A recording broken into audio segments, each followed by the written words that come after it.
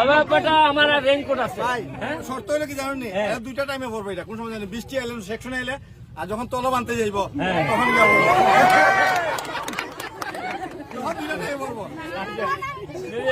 জায়গা গো দিদি এরা জীবনে আস্তে আস্তে আর সব বাগানে সব মহিলা যারা আছে তারা সবাই আমি রেইনকোট দিব।